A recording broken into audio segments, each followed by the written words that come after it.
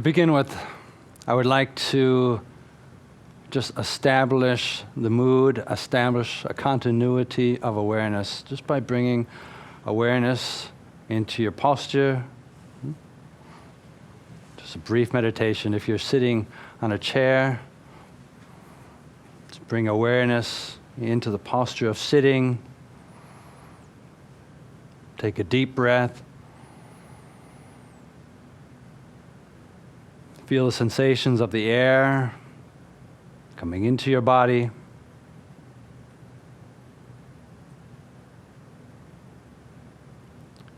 With your eyes closed, where can you feel your body? Do you notice pressure on the seat, your feet, the feeling in your arms? Bringing awareness into the body becomes our anchor for continuity of clear attention in the present moment.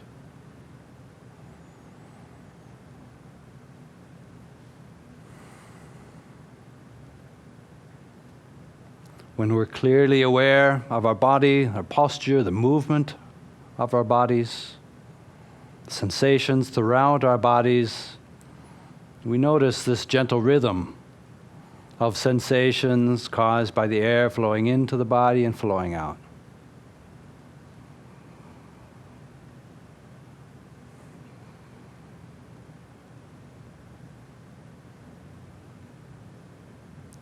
Each breath unique.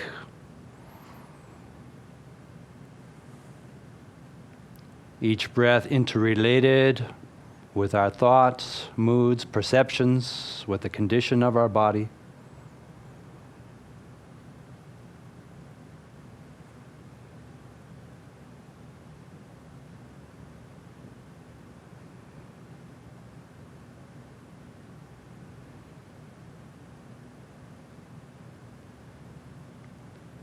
Developing a continuity of clear awareness in the present has the natural effect of being very calming. The breath is always with us. And sometimes just taking 15 seconds, close our eyes and be mindfully aware of 3 breaths fully coming in and going out.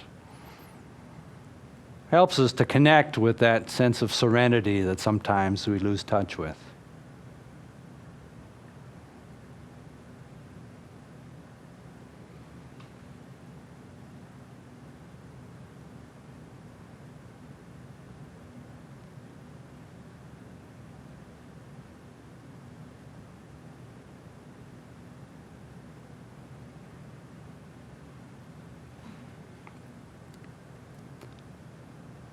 Namo tassa bhagavato arahato samma sambuddhassa.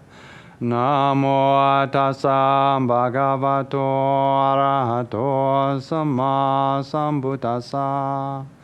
Namo tassa bhagavato arahato samma sambuddhassa. Buddhang dhammang sanghang namasami.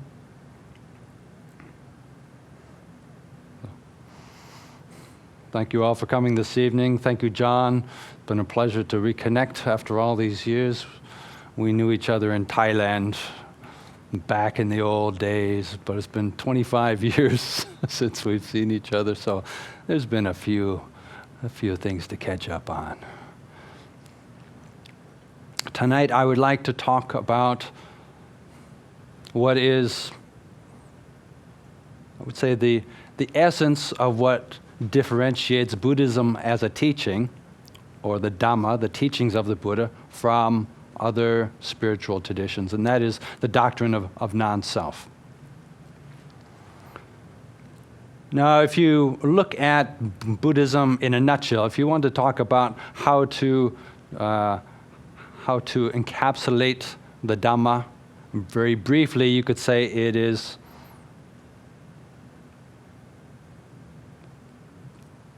doing the wholesome, being a good person, developing the wholesome, that leads to the serenity assisted by meditation, which is then a foundation for developing wisdom. Right? So ultimately, the idea is for developing wisdom, insight into the nature of reality. But the truth is, we can't just jump into it. Right? It's not an intellectual exercise. No matter how much we read, no matter even if we agree with everything that's written in the Buddhist sutras, to realize it for ourselves, to see it for ourselves, takes a bit more work. Right? It takes insight based on clear seeing, which is then part of a whole lifestyle. If it was a matter of just reading, thinking, contemplating, and then wisdom would develop, that would be a much shorter path.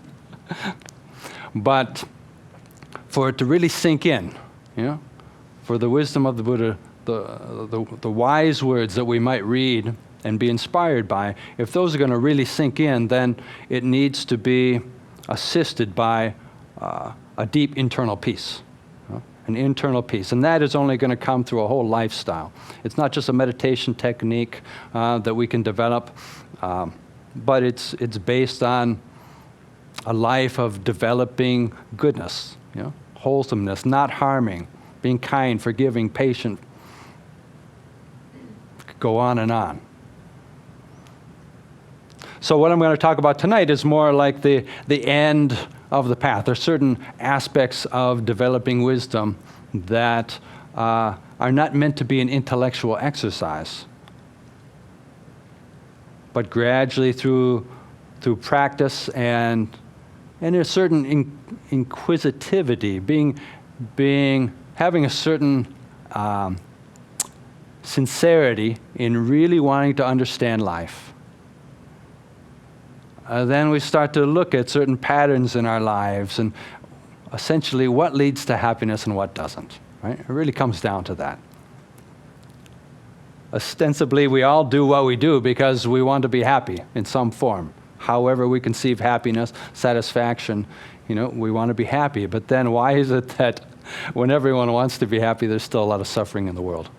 Right? You don't have to look to far-flung corners of the world to see suffering. We can see it on our own family, in our own minds, in our own life. Even if it's simply the lack of perfection. We may have everything we need to be happy, but what is it? Why is there, still like missing something? I still feel dissatisfied. What is it? So the teachings of the Buddha gives us a wide range of tools, part of which is to be able to investigate, use our intelligence, use our inquisitive nature, to kind of look at our lives and see what we're doing. But it's impossible to really get a clear idea of how we are living, to understand our life if our minds are scattered. If our minds, even if we want to take a close look at each moment of the motivations arising and passing away, what is really motivating us? If our minds are constantly being scattered, can't focus, restless, dull, not very clear, then it's difficult to see anything clearly. It's difficult to really understand. So this is where meditation plays a central role in helping to train the continuity of attention, moment by moment. Not just sitting with our eyes closed, but throughout the whole day. In the time of the Buddha, there were many doctrines. It was a fertile time of philosophy and religious experimentation. A lot of different approaches to meditation, a lot of different approaches to liberating consciousness or seeking the true self. So the Pali word, Pali is the ancient language of the Buddha in which the earliest Buddhist scriptures are recorded in the language of Pali. And in Pali, the word for non-self is anatta. So to understand why this was such a radical teaching is that in the time of the Buddha, people were seeking the true self. It was, there were many, many different spiritual traditions. Most of them were seeking what is the true self, trying to experience that or purify that in order that the true self would then be unified with the ultimate, and this was considered liberation. So those people who had some insight in all traditions at that time, they could see, well, the body's not truly oneself, right? That's changing all the time. And even our thoughts and moods and perceptions, those are changing all the time. That's not really who we are. But somehow beyond all of that, beyond these layers of personality, lies our true self, somewhere inside or maybe around or somehow based on these other factors of what we identify with is our true self, the pure self, and then this would then be unified in some way with the ultimate. So the Buddha, through his own investigation, very careful analysis with a mind trained in deep meditation, then came to the conclusion that there is nothing that is not in a state of flux or change. And if everything is constantly changing, whether it's physical or mental, then there's nothing on which you could base an idea of a true self. If you think of the true self as something which is unchangeable, immutable, pure, that will not arise and will not pass away. It's like our true self. And that would be something that would be safe to identify with. Right? You could identify with that. And then if you're able to scrape away all of the external layers of the things that we identify with but are not our true self, then you'd be able to experience the true lasting happiness. So the radical teaching of the Buddha was that actually when you take away all the various layers, there's nothing left. It's like the layers of an onion. You keep peeling away layers and you get down and peel away the last layer and there's nothing there. And he found that the belief or if there's a very strong belief in this idea of a true self, then that can be an obstacle, for insight. But all of these teachings on non-self are to be realized through one's own personal experience. In Buddhism, believing in a doctrine is not very important. Whether you believe in something or you don't believe in something, that's not the key factor. Key factor is, have you experienced this? Have we experienced this in our own life, and to what degree?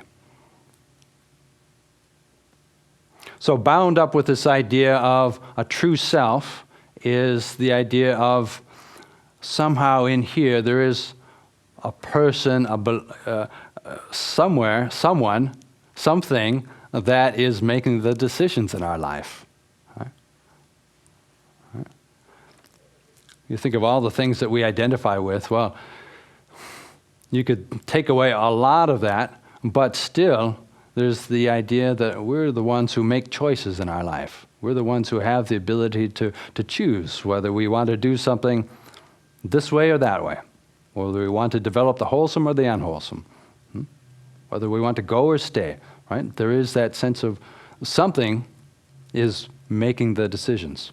Now this also is bound up with the doctrine of karma, or in Sanskrit, karma. Now, the way the Buddha describes this is that it's certainly not a doctrine of fatalism or determinism. It is a doctrine of cause and effect, and all things in the universe being intertwined, leading all the past history of the universe has led up to this present moment. And then we have a choice in how we respond. assuming there are no other factors influencing us, then we have a choice on how we respond. Now, if we're not very mindful, we tend to respond just according to habit. But if we're very clear, then if something happens, then we can choose how we respond, and we have enough time to think, what is the wise response to any particular moment? So the way the Buddha described the law of karma is a very dynamic one, right? So there's this interaction each moment, and we literally then create our future based on our present intentions and motivations.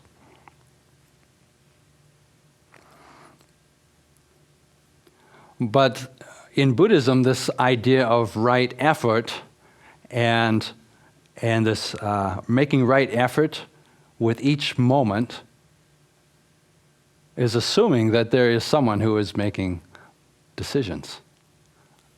Assuming that there is someone who is making the decision to be nonviolent rather than violent. Making this decision to be helpful and kind rather than to be cruel and greedy, right? Right? So it's bound up with this law of karma. And yet ultimately, if we look very closely at it, then the whole idea of free will starts to fall apart a little bit. So let's look at the idea of free will. When we're talking about free will and lack of free will, there are certain levels on which we normally operate. Now, the first level is if we're really not very mindful, if we're really living a bit of a blind life, and we all do that sometimes, then let's say something happens and we just respond according to habit, right? Someone says something that we don't like and anger arises, and then we say something back, right? We just blurt something out, or something happens that we like, and then we just respond and we grab it and grasp it and try to hold on to it.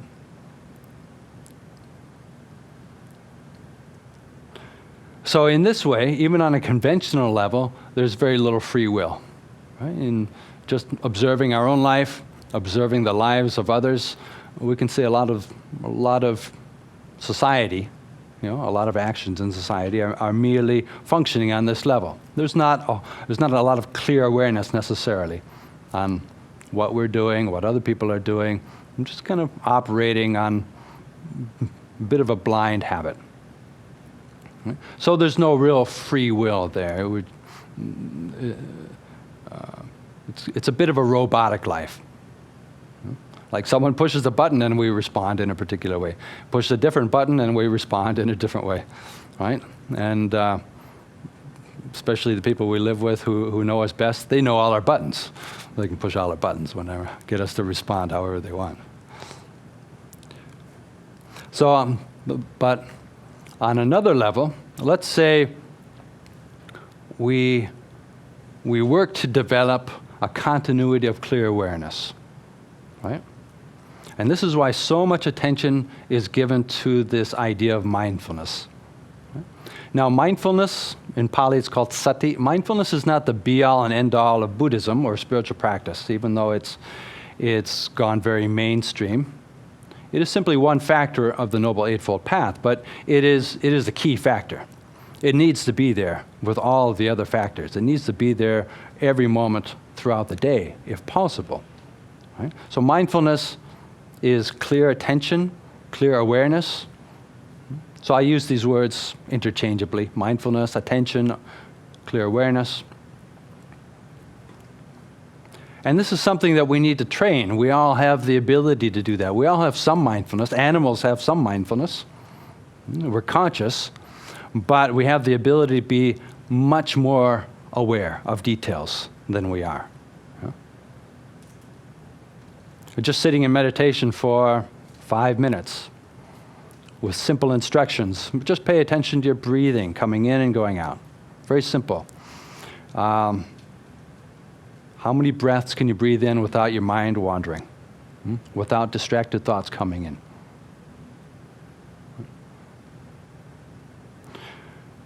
So we spend a lot of time training in mindfulness. It is something that we can do throughout the whole day, from the time we wake up in the morning until the time we go to bed at night. Every action throughout the day, if we're established in our body, aware of our body, so we have clear body awareness, so we don't just get lost in our conceptual realm. Sometimes we're thinking so much we sometimes forget that we have a body. So it's helpful just to always come back to being aware of physical sensations, the posture of the body, right? So then no matter what we're doing, whether we're sitting, standing, walking, even walking through the grocery store, good, that's an opportunity to be aware of each step. Make that into meditation. If we're standing in line, okay, instead of being irritated, okay, well, let's say we're waiting, but we're mindful of our body, mindful of standing, mindful of the posture. That in itself is peaceful. Or if we're not feeling peaceful, at least we're aware of what's going on. So with every action throughout the day, we can find ways to train. And the Buddha was very practical when he was talking about the development of mindfulness. It's very simple things like reaching out, lifting, just being in contact with your body.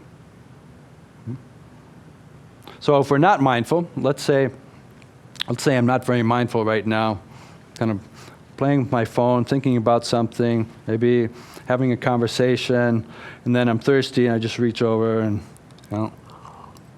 it's like there's not a whole lot of mindfulness involved in that act.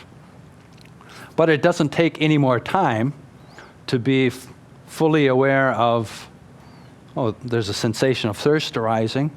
Then there's the intention to reach out. You feel the weight of the glass, the coolness of the glass, the sensation of water, the pleasant feeling of gratification, intention, motivation to set it down. Right? And when we do that, then we tend not to spill the glass of water so often.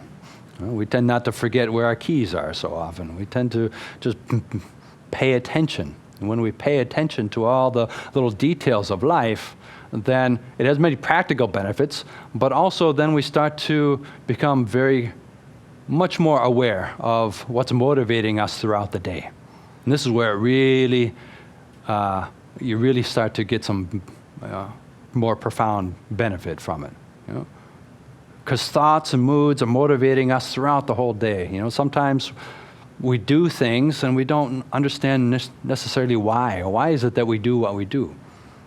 Sometimes we're motivated by wholesome things, which is good. We want to help people. We want to be kind and supportive with other people. But sometimes we do what we do because we're motivated by fear. And if we're motivated by fear, then usually the results aren't so good. Or sometimes we're motivated by anger. Sometimes we're motivated by greed, just wanting more than we need. Sometimes we're motivated to do things that actually are harmful to other people. But if we're not clearly aware of what's motivating us and the effect it has on other people, if we don't have clear awareness, then our attempts at developing happiness tend to be hit or miss. Sometimes we luck out and it works out. Sometimes sometimes we make a mess of things. Even if we say we have good intentions, right? We're not really closely paying attention to all of the different layers of intentions and the refinement of intentions. What's really motivating us. So when we develop this clear awareness, throughout the day, then when a thought arises, say, okay, well, it's just a thought. We're aware of that. When a desire arises, we say, okay, well, that's a desire now, and then we can choose whether we want to follow it or not. We're not like a slave. If we don't have mindfulness, then a desire arises, then it's like we have to do it. We have to fulfill it. With the idea that, well, if we fulfill our desires, then we'll be happy. So mindfulness is very practical, but the more we develop it comes it always comes back to developing a very deep self-understanding, and then ultimately questioning the nature of a self altogether. So back to a different level of free will. Let's say we are very mindful. We're very mindful, and something happens, and again, someone says something that we don't like. They criticize us.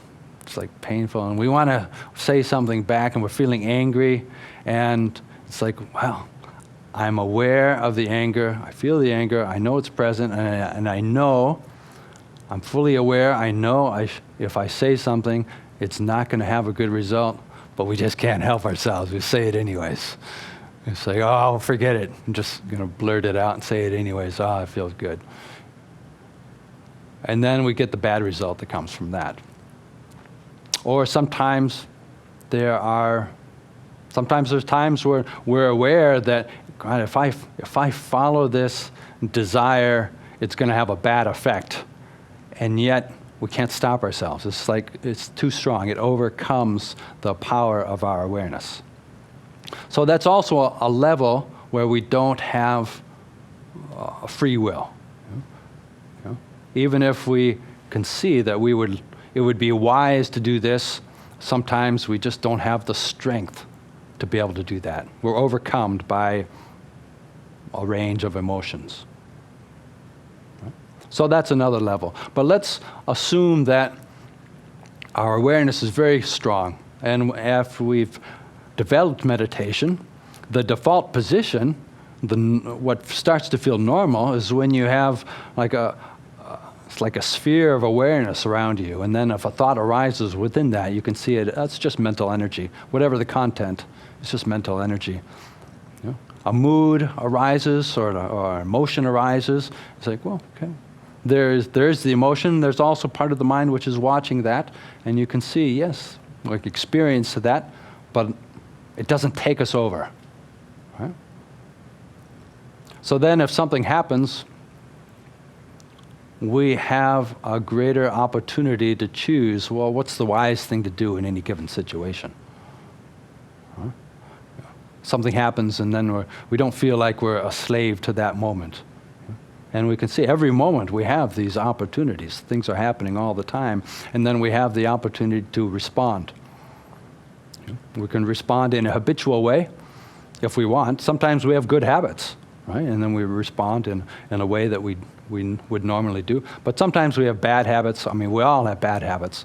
And we can keep refining this practice, taking it to deeper and deeper levels. Just watching how we respond in the present moment to certain situations and why. What's really motivating us? Where does it come from? And then we really start to understand ourselves better. And theoretically, then we experience freedom in that moment. And we do. Compared to the other levels that we're talking about, there's a feeling of great freedom. No longer are we just living blindly. No longer are we just subject to following strong emotions. We can choose, what we want to do, what we want to say. We really start to develop an art of living.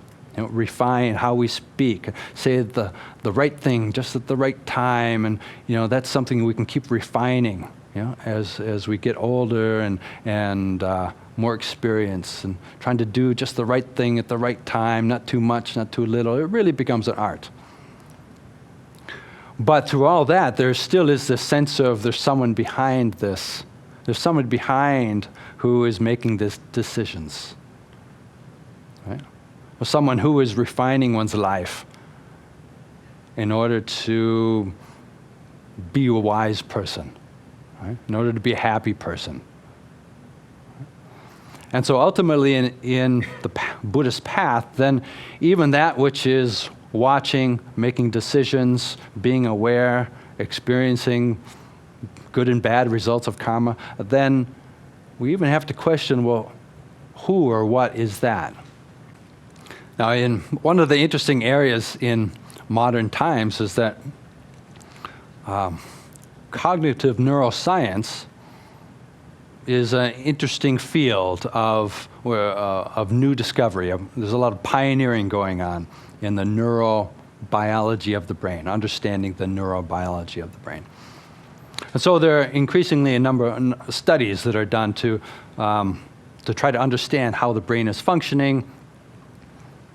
One of the studies that I recently came across was trying to determine what is the nature of free will. And so they determined a study where the subjects were flashed a letter and then told to either hit the button with their right or left hand. Either would be fine, but as soon as they saw the letter and as soon as they made the decision, then to immediately push the button. So their intention was to create a scenario where there was complete spontaneity possible. There were no external influences.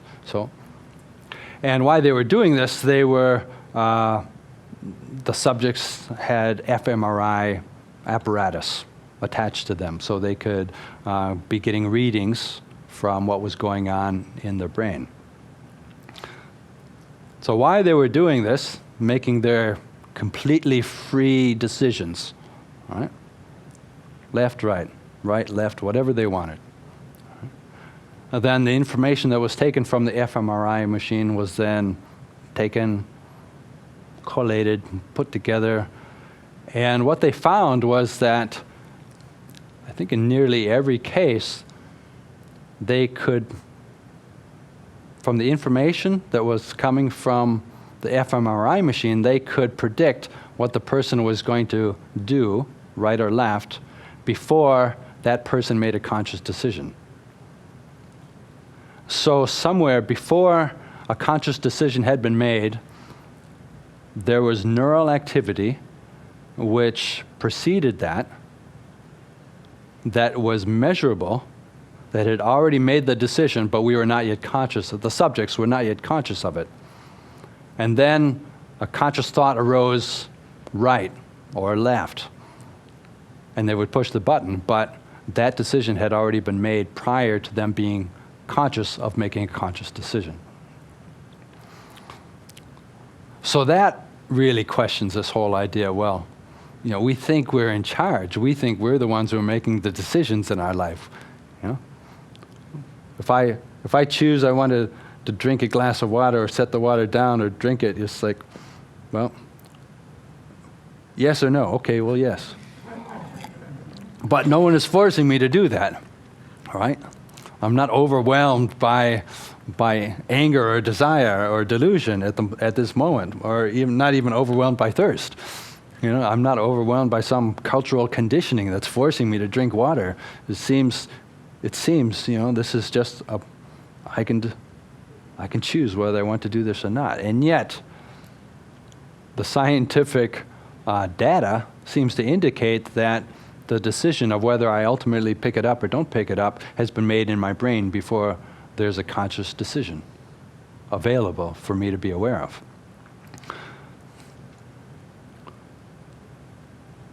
So what do you do with that? Then you think, wow, God, is my life, does that mean everything's just determined and, I'm not really in charge of my life? Does that lead back to a fatalist doctrine? And clearly the Buddha said, he denied that was the way things were. It wasn't fate. It's not like everything is just spelled out for eternity, written in the stars, and we're just playing our role. He said, no, it's not like that. There is a dynamic interaction, and clearly there are decisions being made and the results of decisions. We can see that in our lives. Well, then if we look very closely, we think almost every decision I've ever made, from when I really analyze it, really look and say, well, what were the causes and conditions leading up to that decision? And then ultimately, of course, I would make that decision, even if it's an unusual decision. like going off to Thailand and being a monk, right? You would think there's not a whole lot of cultural conditioning pushing me in that direction.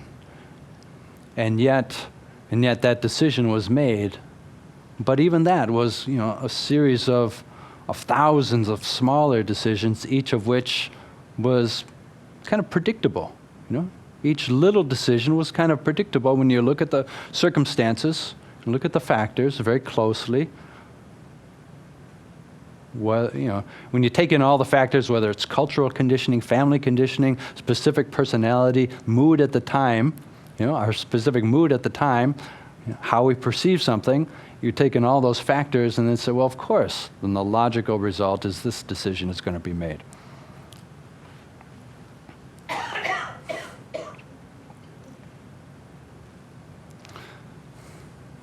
So this is interesting on one level, more theoretically.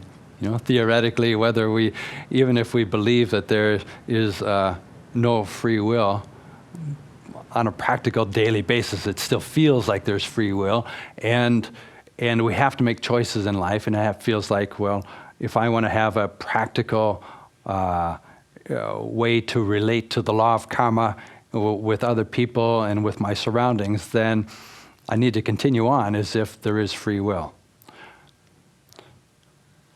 But if we start to look at the whole role of identification, now that's something that also has many practical applications in daily life. I mean, ultimately, the idea of identification with that which is making decisions, is something that can be challenged at some point.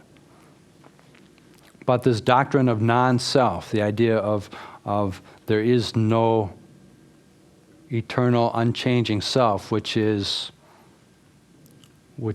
making the decisions, or the doctrine of non-self turned as an investigation. It's like, well, what is it that I consider myself to be?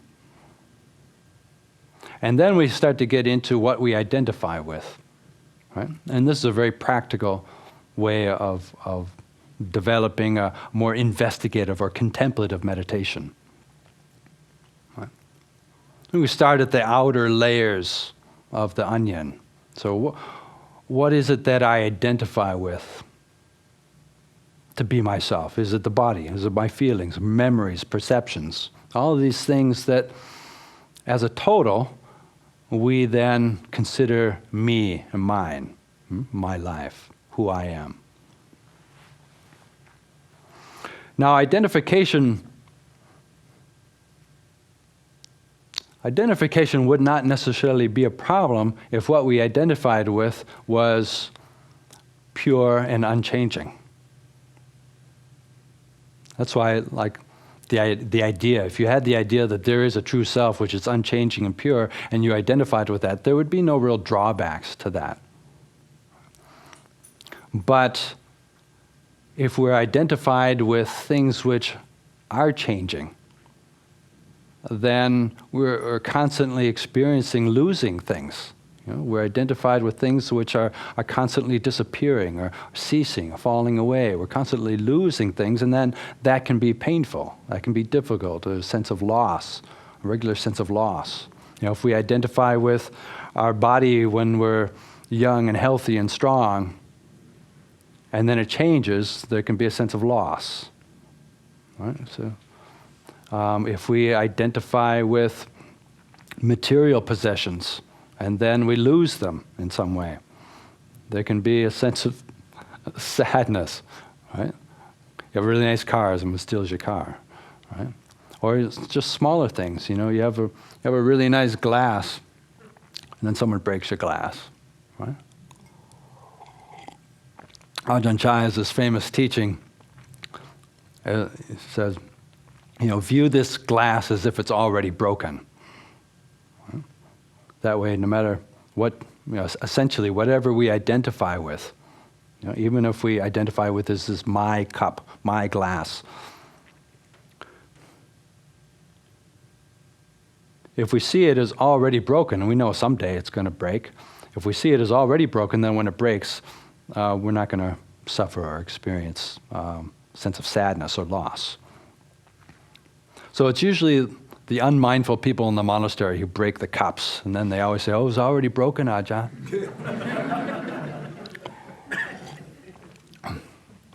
Just this past 6 months, I've been on a sabbatical and traveling through Asia, and someone had offered me these very old Japanese teacups. I didn't realize actually how old they were. And so I was having tea in my tent in California with a friend, and we finished with our little California tea ceremony. And then he said, "Oh, I'll wash the cups." And he took them, and one of the cups went, ksh. It was like and he turns to me and says, "It's already broken, Ajahn." It's like, yes, I know. Thank you. Thank you. Thank you. Thank you for the teaching.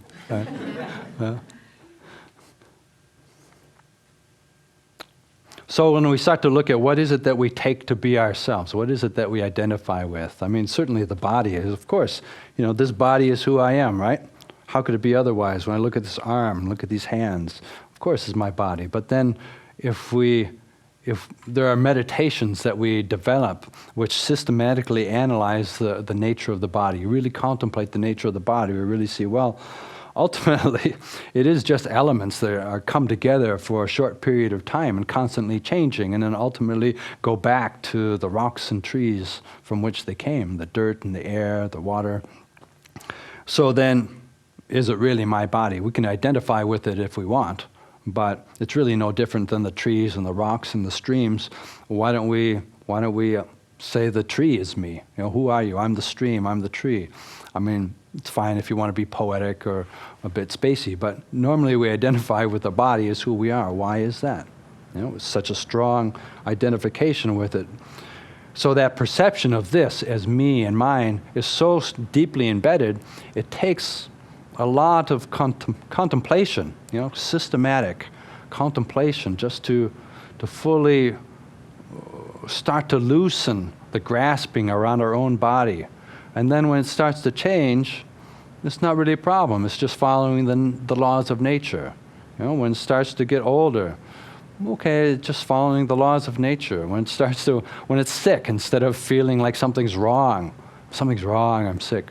So actually, it's pretty normal, right? It's just following the laws of nature. And if we start to see the reality of the body, it helps us then to start to it prepares ourselves, so that we don't get upset when it starts to follow the laws of nature. And in having a body, it's not always pleasant. Sometimes it's unpleasant. Sometimes it's painful. But essentially, it's just following the laws of nature. And if we loosen the bonds of identification a little bit, then we start to experience a greater sense of freedom and release and ease with the body, right? We're not so upset when it changes, when it gets old, when we don't have the same energy or vigor or beauty that we used to have. It's like, okay, well, it's fine. It's just the body. And then that helps to kind of orient ourselves to investigate, well, what else do I identify with? I mean, we can identify with other people's bodies, right? My mother, my father, my children, my husband, my wife. And so not even these elements. We start to identify with other elements, And if we identify with something, then there's a natural tendency to want to control it to a certain degree, or think we have the right to control it because it's ours, right? My partner, then we have the right to control what is ours. Right? My children, my parents, whatever that we can identify with, then it's worth looking at. To what degree is it mine? In what way is it mine? Right? If our attachments of mine are very strong, and then things happen that we don't like, then we tend to suffer a lot. That's the problem. That's the drawback, right? We say, my child, and then our child starts getting up to stuff and doing things we don't like, and then we suffer, right? if that attachment is very strong. So it's, as a parent especially, it's very natural to have strong attachment, but when we look at it more closely, you see, well, even though conventionally speaking you can say, it's my son or my daughter, but ultimately, still there's many other factors operating that are out of our control. You just have to let go and allow children to kind of be how they're going to be.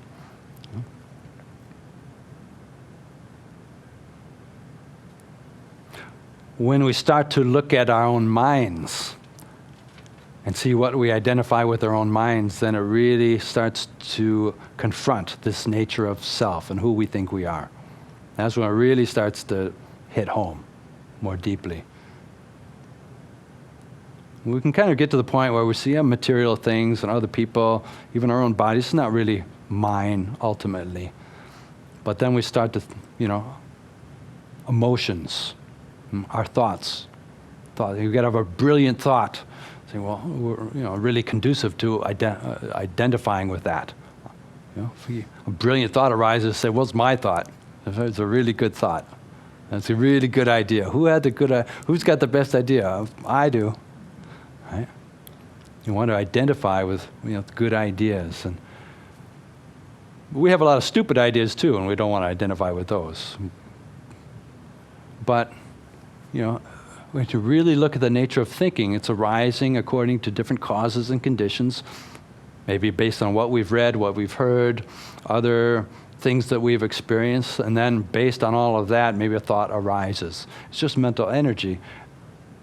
But then if we identify with it, especially if we think it's a good idea and then someone else doesn't agree that it's a good idea, right? Then problems can arise. Right? Opinions are the same thing. It's like, opinions, views. Let's say, okay, an opinion arises in our own mind based on how we perceive things. And as far as we're concerned, that's just reality. Yeah, that's just real. We perceive something, we can see it right there, it's right there, it's very obvious. I perceive it, therefore it must be true, and I develop my opinions based on that. How could anyone who's intelligent have a different opinion? Right? And this is the problem with human society, is everyone has different opinions based on different perceptions. Each one generally assuming that that's reality. Now the thing is, literally we live in our individual realities based on our own perceptions, cultural conditioning, the projection of our own perceptions outwards. Rather than there being one ultimate reality that we are perceiving, it's much more accurate to think of it in terms of we have these perceptions which are projected outwards, which create our reality for us, which we tend to assume other people are experiencing as well. But everyone experiences something slightly different, and then bases their decisions and their ideas and their opinions based on their reality. And that's how you can have one situation, both people are looking at it, and come up with very different opinions about what is the right thing to do. I mean, sometimes one person clearly has more accurate information than the other person, but sometimes it's simply a matter of different perceptions, perceiving things differently, and then, if people don't have this idea of perceptions being not self, then it just leads to endless arguments, right? You see how much difficulty that creates in society sometimes. Whether it's, it could be family, a proper way to raise one's children, or it could be proper way to approach society, could be anything to do with politics, right? If we have strong identification with opinions based on perceptions, individual perceptions, believing that to be the ultimate reality, even if we don't phrase it that way, and we just kind of assume that, well, that's real because I perceive it that way, then it's very frustrating when other people don't see it the same way we do. Say, what's wrong? Maybe I just need to convince them, so they see the truth the way I see it. Right? But the reality is, we come from different perceptions, and when we recognize that, it's much easier to get along harmoniously. It's much easier to recognize and empathize with other people and say, oh, well, I see, you perceive it like that. Well, I definitely don't perceive it that way, but I can see how you would come to that conclusion. Or even if I don't fully understand your reasoning to lead to this end result, at least it's fine to disagree. No one is necessarily right or wrong, ultimately. One person believes this based on their perceptions. Another person believes this based on their perceptions. If there is not a strong clinging, attachment, or grasping to the sense of my perceptions, my opinions, my view, these things that we identify with, then it's a lot easier to live peacefully and harmoniously with other people. So there's many practical benefits of investigating what we identify with and gradually loosening the bonds of identification, both externally, but then especially internally. Thoughts, moods, perceptions, and then ultimately that which is being aware. That itself, which is being mindful. That which is watching, being aware, being conscious, making decisions. Then we get back to the whole crux of free will. There is already a question from someone who's been listening through the internet. Would you agree that the extent to which we have free will is increased by the extent to which we have made moral choices in the past, and decreased by the extent to which those choices were immoral? Well, whether our choices have been moral or immoral or based on developing the wholesome or the unwholesome, one can identify with that equally either way. So the sense of the illusion, the degree of illusion of free will, I think is equal both ways. But this idea of free will is very much tied up with our notion of morality. Right? So this is a very good question in the relationship. Now, for example, there was an example that I'd heard before. I didn't make this up, but if you were, let's say you're swimming, you're at the beach, right? And you go swimming in the water, and you come in contact with jellyfish, and you come out of the water with severe, unpleasant burns on your body. Right? So that's a very unpleasant experience.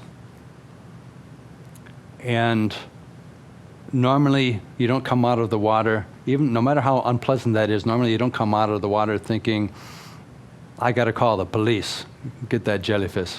I got to call my lawyer, I'm going to sue that jellyfish. Right? Why? Because we assume the jellyfish is not acting out of a sense of bad morals, or we assume the jellyfish barely has any free will whatsoever. But if you're just lying on that same beach, and a person, you're just lying, sunbathing, and suddenly a person comes and spills acid on you, and you get the exact same burn, then you do want to call the police, or you do want to take some legal action to try to get compensation. Why? What's the difference? The end result is the same. Why is our relationship with a jellyfish and a person very different? Because we assume that the person has free will. We assume that the person is not just acting out of instinct, right? That there's an intelligent thinking, a thought process going on that is bound up with morality, and this whole idea of free will and morality go hand in hand in our society. If if you really start to question the notion of free will, then how can you punish someone for committing a crime? So it starts to cut into the heart of many aspects of our society. Right? I mean, practically, you still have to assume that people are acting out of free will, or it doesn't mean that it doesn't just give you freedom from taking responsibility. You know? You forget your spouse, you forget your wedding anniversary, and you say, well, it wasn't my choice, it just happened. Or, you know, you do something that you weren't supposed to do. You say, well, the decision was made prior to my having any conscious involvement. I really had no free choice in the matter. There's no free will. Ajahn said there's no free will, so I can't be held accountable. It's not that. I mean, there are decisions being made, and then we still have to work with behavior modification, both for ourselves and for others. But ultimately, it does bring into question the whole idea of what is, the idea of morality, good and bad, and the relationship to that with free will, or the whole social justice system that we base our society on, is very intertwined with the notion of free will. John, you mentioned the opinions that we tend to form, or what we come to believe is true. And I wanted to ask a question about our tendency to associate ourselves with like-minded people and perhaps avoiding people who hold different views, and whether or not, I guess, what the possible benefits or perils there are in doing that, and how to skillfully choose our associations. Well, if we perceive something in a particular way and we base our opinions based on those perceptions, then it's comforting when other people have similar opinions. It's like reinforcement that, our perceptions are accurate. Our understanding of reality is accurate. Right? Whether it's in politics, whether it's in religion, right? It's very comforting to have other people agree with us, because it reinforces the idea that, even if we're not fully conscious of it, it reinforces the idea that, yes, I am understanding reality in the correct way. Right? And sometimes that has long-term implications, especially with theistic religions. You're thinking of eternal salvation or eternal damnation. You want to feel comfortable in whatever decision you've made, right? So it feels comforting to have other people who share the opinion. Now, of course, that just because other people share our opinions doesn't mean it's right. Doesn't mean it's correct, right? So it just may be based on insecurity, or the whole movement to try to surround ourselves with people that agree with us could just be coming from insecurity more than anything else.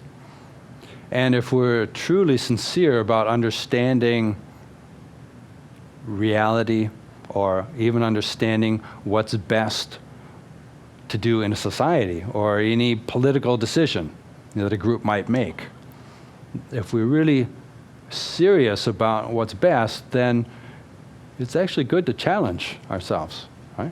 Certainly in our monasteries, we're encouraged to always challenge our beliefs, challenge our thoughts. Don't just believe your thoughts. It's hard not to. It really takes a certain integrity to say, well, okay, those are my thoughts, those are my opinions, but is it really true, or is it just true? Is it just that I believe it's true? And always questioning, always challenging oneself, right?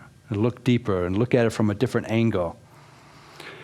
And we can do that to a certain degree, just ourselves, but we still develop blind spots. All of us have blind spots, just by definition. We're not even aware of our blind spots. And so that's where other people can be very helpful.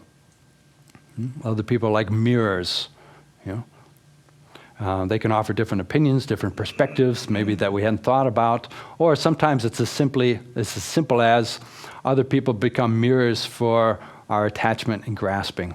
The things that we may not like in ourselves, we see very clearly in other people. It's kind of projected out, or the things that, the places that we're holding very tightly. Or sometimes it's the places where we're really not understanding something very clearly. We very clearly see that in somebody else, and then that can be a mirror for us. So having other people, living with other people can be very irritating, but very useful in general. And intentionally surrounding ourselves with people who have different opinions, I think helps to get out of that comfort zone.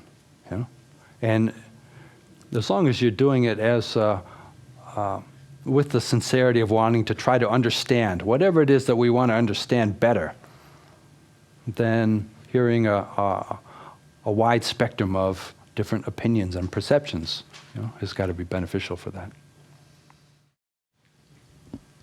Ajahn, with respect to free will, I'm wondering if you view the thinking mind as having aware conscious parts and unconscious parts, like in the sense of like a locomotive, where the engineer would just, decide how much coal to shovel in or whether to put in good coal or bad coal or wood, and would have a certain amount of control over the output. But once the things have been put in, there's a huge, powerful mechanism that is going to process that in some manner and output, results that, may not be consciously controllable at that point. If you pile the coal in real hard, there's going to be some power coming out of that thing, or if you put in very light wood, it may be very relaxed later on. I'm wondering, do you see the human mind as having different sections like that? There definitely are different layers of conscious awareness of thinking. I mean, there's the whole realm of the brain is controlling a lot of the bodily functions without any conscious awareness, any conscious involvement, right? Whether we call that thinking or not, it's still neural activity, kind of directed down that helps to look after our body when we're completely distracted doing something else, or even if we're fully aware in the present, we may not be aware of all the details that are going on to maintain the body, all the practical decisions that are being made. Whether you call that thinking or not, on some level it's neural activity. And then you have, sometimes there's just endless noise going on in the mind. It feels endless, right? But we may only be aware of a small percentage of that. And those things which are rising, those thoughts, moods, perceptions, fears, desires, those are definitely having an influence in our life and directing our speech and our behavior and what's the direction of our life, right? But we may only be consciously aware of a small percentage of that. And that's when you, after years, you think, well, why am I doing this anyways? I've been doing something for years and think, well, how did I get here? Why am I doing this anyways? And you realize that, well, a lot of the results of what we do kind of came from thoughts, mood, perceptions, fears that were not fully conscious. So we can try as much as possible to develop this vigilant awareness of every time there's a thought, be aware of it. Every time there's a movement of the mind, be aware of it. And sometimes it's very subtle. But we have the ability to do that. It takes training. But gradually become aware of more and more and more and more, and then then the thought process becomes much more conscious, and also it tends to slow down in its productivity. I mean, it slows down in its quantity. It tends to increase in its efficiency.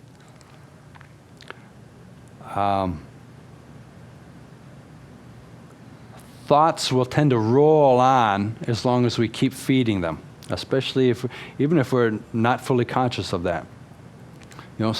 We may ruminate over a particular event or a particular scenario, and it just goes on and on and on and on, and with seemingly so much repetition, you think, well, is there any point in repeating that conversation in our minds that many times? Is that really going to help? Or planning a conversation that we might have in the future. Without grasping, then thoughts arise very briefly, and then they disappear by themselves. So the relationship with thought becomes much more peaceful. And a lot of our understanding is not so thought-based anymore. It just becomes based on seeing, clear seeing and understanding, rather than a lot of the verbalization that happens in the mind. Does that touch on what you were referring to? I'm intrigued by the amount of fear that a lack of self pops up in your head. Have we invented things to protect ourselves from that? Like reincarnation, would that be a protection against that fear of self? A relationship with the idea of rebirth, certainly, yeah, could be. I wouldn't say that, in my own case, being born and raised in the U.S. in a non-Buddhist family, I wouldn't say that it's something that I would create or even adopt as a response to fear. But certainly could be used that way. The idea that it just feels comforting that we will continue on rather than cease. Right? If you really believe that consciousness is simply a result of the physical brain, then when the brain dies, consciousness ceases and there's nothing that continues on after that. And I believe that that's not the case, but I can't prove it. And so if that was the case, then some people are at peace with that, but other people might feel comforted by the idea of continuing to carry on. It's certainly the idea of eternal salvation, heaven realms with angels and your family and your dog, that's based on that. Trying to avoid the discomfort of actually facing separation and cessation. The mechanisms we have for trying to compensate for our fear, they're very extensive, right? And one of the benefits of really looking at what's motivating us is seeing to what degree we are motivated by fear. And it's not necessarily fear of death. Fear of death is a big one, but it could just be fear of other people's opinions, fear of not being accepted, insecurity and worry, those types of fears. You mentioned briefly liberation, and I wanted to tie that in with the illusion of free will. I take it that liberation, in the sense you're talking about, is free from the constraints or influences of thoughts, the mind in general, emotions, and maybe other physical type influences or forces. So if one was liberated and free from all of that, would they consciously be able to have free will and not any of these preconditions or influences? Well, the Buddha talked about different levels of liberation. There are, even just being mindful gives us a sense of freedom, like a taste of freedom. But then with deeper levels of meditation, it is possible to be radically free of being of the drawbacks of a distracted mind, thoughts, moods, perceptions, temporarily, radically but temporarily freed of all that, liberated from that. And the Buddha did refer to that as a liberation. But perpetual liberation takes an extra step of developing wisdom that then loosens the identification with everything. Right? And then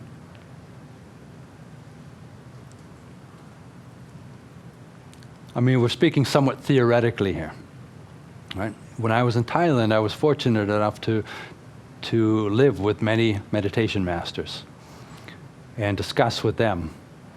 And to a certain degree, I can intuit or imply from their behavior how things are for an enlightened person. But I'm not saying it's coming from my own personal experience. Now, a fully enlightened person doesn't get really weird. I mean, they still seem to make decisions. And yet there is this sense of they're not constrained by their personality. There's still a personality there. The different masters, one may be more outgoing, one may be more contemplative, one may be an excellent teacher, another just only has a few students. There's difference in personalities. But there's still this sense of, it feels like there's no grasping there to this personality, this manifestation of a personality. So even the Buddha, the Buddha would use conventional language, but sometimes he would refer to himself as, he wouldn't call himself the Buddha or I, but he would say the Tathagata, the one who is thus come, or the one who is thus gone. So it's a bit more of a impersonal way of looking at this body and mind. So on a conventional level, there are decisions being made for an enlightened being. Certainly, they still live. They still get up in the morning and make decisions what they're going to do throughout the day. But that which is making decisions is seen as a conditioned process. So the decision that's made is merely the end result of a whole series of causes and conditions, leading to a decision being made and results from that decision. And then at the death of a fully enlightened person, then the whole process of the body and mind cease completely. So even they don't exercise free will. I would say definitely they don't even have they fully see through the illusion of free will. I'm really interested in some more practical advice on how to identify yourself, what makes you tick, what you're talking about, because it's really hard to do. If what you talked about earlier about we act on habit a lot of times now, all our decision makings, and it happens to me all the time. And how do you focus on maybe starting identifying some of the things that make you making these automatic decisions? And then, like you said, the real enlightened Buddhists still have a personality. Don't lose their personality, but they can loosen up some of these. How do you practically do that? And I'm not saying, of course, it's years of practice, but how do you start? What are some of the things that we could do today? Mm-hmm. Maybe with a partner or somebody, that you live with are very different from you, so maybe they can help you. I'm looking for some practical practices that it's a good way to start. So there's a couple approaches, The Dhamma is so intertwined. I think of the Dhamma like a great bed sheet. No matter which corner you grab, if you keep pulling, you'll pull everything eventually. You get the whole sheet. And so there are many different ways you can approach it. Now, one is just noticing any time that we feel frustrated, upset, or unhappy, unfulfilled, dissatisfied, have mental pain. Why are we suffering? If we're suffering, what are we holding on to? Clearly, we must be attached to something. We're holding or grasping onto suffering, something that is creating the suffering. Now, what is that? Try to identify that. Right? And so that's a very practical experience. Let's say we're feeling angry, and say, well, why are we angry? Because that person said that or did that. So, well, why is that a problem? Because they shouldn't have done that. Well, why do you think they should have done something different? Well, because in my mind I had the idea that it should be done this way, and I thought, okay, well, why am I attached to that opinion? Are you identified or invested in the particular opinion that was threatened? And then you kind of trace it back and keep asking, well, why? Why is that a problem? Or where does the attachment come from? And often, if we trace it back, we can say, oh, that's why. It's simply because, I wanted to be accepted, right? Or simply because I had this fear and I was acting on this kind of insecurity. And if we trace it back and we realize, oh, the problem's not with this other person. Problem's with how we identify with sometimes very small things, but we identify with it strongly, or we just are blind to certain areas where we identify with. And it takes a bit of conscious investigation to kind of trace it back and often say, oh, that's all it is. That's all it is, right? I was just feeling uncomfortable, and that's why led to all this domino effect of getting angry at somebody else. And if we trace it back and say, all right, I was just attached there. If I let go of that, it's not such a big deal. And then you have the opposite domino effect of relief and freedom and release, and suddenly the problem is not a problem anymore. Now, another way to approach it is just this, finding areas in our life where we just start to train in clear awareness. Right?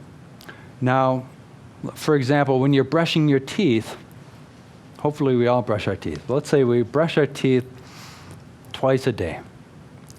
And while you're brushing your teeth, then what's going on in our minds, right? Are we thinking about what happened earlier on? Are we planning our day? Are we just daydreaming? What's going on? Huh? And so just pay close attention to all the sensations of the brush and the teeth and the gum, or if there's a thought, then we notice there's a thought and then come back to the physical sensation. We're brushing our teeth. What's the rest of our body doing? We've got one hand, but that's only 5% of our body. What's the rest of our body doing? Total awareness of the whole body. Finding places in our life that we can develop this, practice mindfulness.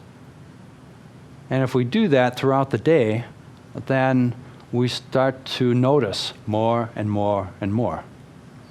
Right? We just become generally more aware, and then when we strongly identify with something, we say, "Oh, wow, I really identify with that. I didn't notice that before." Or, "Wow, I have that happen. I didn't even notice." Maybe you say to your partner, "Oh, geez, I noticed this habit. Have I done that before?" And your partner's like, "Yeah, you've been doing that for 15 years." Of course, you're just being aware of it now, right? So finding areas where we can just train and literally make daily activities into meditation, right? While you're driving, how easy it is just to drive on automatic, be distracted or in conversation or whatever, but just having full awareness while you're driving. We learn a lot about ourselves. While we're eating, there's so much that goes on while we're eating. If we just pay attention to every bite, the whole process of eating from beginning to end, preparation, perception of the food, how we relate to the food, the amount we eat, the sensations of the food while we're chewing it, then we can learn a lot about ourselves. And it's hard to predict exactly what we'll learn, but we start to see our thoughts more clearly. We start to see where we identify We start to see the opinions arising and our grasping to the opinions. You know? So as mindfulness gradually gets stronger, then we recognize, oh, well, I'm grasping on that. And maybe we've been strongly grasping on that for most of our life, but we're just not aware of it. But as soon as we're aware of it, we realize, oh, it's kind of unpleasant.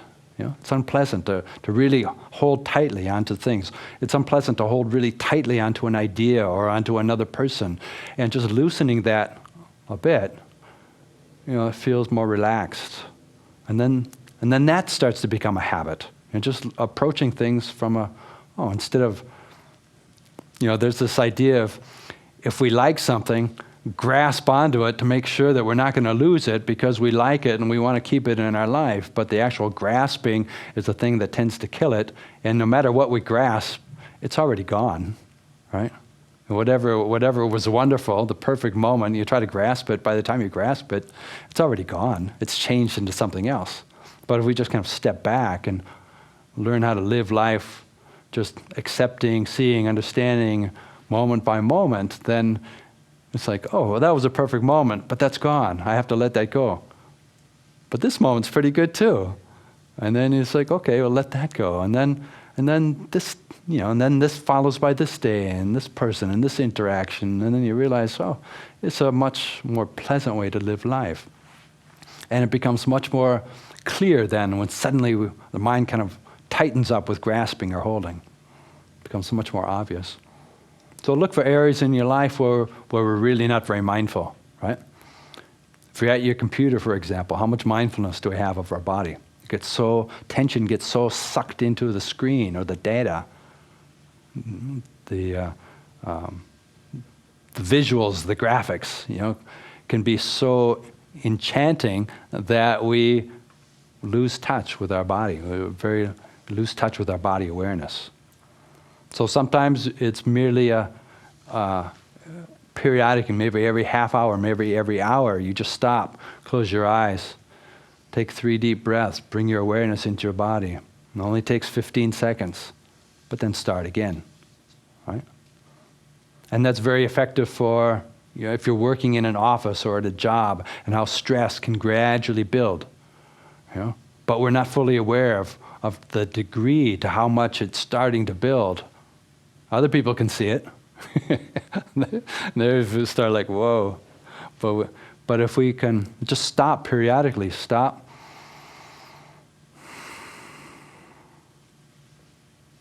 Just take one mindful breath. Kind of brings us back, settles, and then helps to release physical and mental tension so that we then, you know, it doesn't grow and grow and grow throughout the day. So these are very practical steps that we can take that will, you know, put us more in touch with our body, but more specifically, you know, the great results that come from being aware of what's happening in our minds. On a rather personal note, can you tell us about your decision and journey in becoming a Buddhist monk? What was appealing to pursuing Buddhism rather than some other religion? Well, you want the long story or the short story? I think I'll probably have to narrow it down to a shorter story at this point in the evening. The crux of it is that I had no personal choice in the decision whatsoever. And, you know, I look back, okay, I wasn't born in a Buddhist society, I wasn't raised by Buddhists. How did I end up as a Buddhist monk?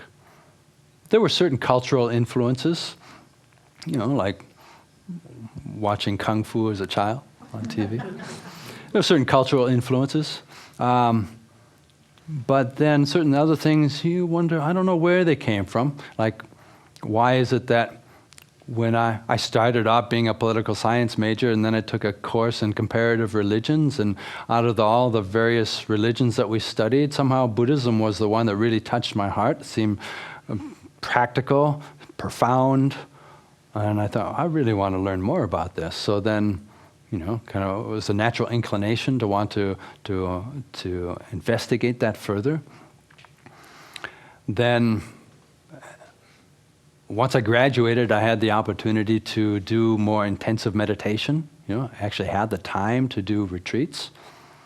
And then there was other influences where maybe I would just see a picture of a Buddhist monk in a shop somewhere, postcard, and something kind of deep inside me would be like a gong going off, boom. So it just seemed so beautiful or profound or something. It just stirred something, which I don't know where that would come from. Past lives. But, whatever the cultural influences were, it represented something profound and peaceful. And so naturally, I thought, I should try to follow through with that. But even once I started doing intensive meditation and longer retreats, it wasn't like I was ready to dedicate myself to being a monk. Far from it. But after the first long retreat I did, I think, well, someday when I'm retired at 65, maybe I'll be a monk. But the more intensive practice that I did, the more that I saw how life really is unpredictable. You just don't know. You just can't assume that we're going to live to be 80 years old. I can't assume that I'm going to live to a retirement age or always have the opportunity to go forth in the future. And so, well, maybe I should reconsider and maybe become a monk a bit earlier. Future's uncertain. And then, at one point after doing enough meditation, I started to recognize that of my priorities in life, Dhamma practice, or the practicing the teachings of the Buddha, had become the highest priority. And I thought, well, if this is really the highest priority in my life, why don't I just dedicate myself to that? Why am I just doing it part-time? I could try to find a place where I could devote myself to this wholeheartedly. And so from that point on, I really started to look for a community or a monastery where I could practice 100% full-time. And so that eventually led me to Thailand.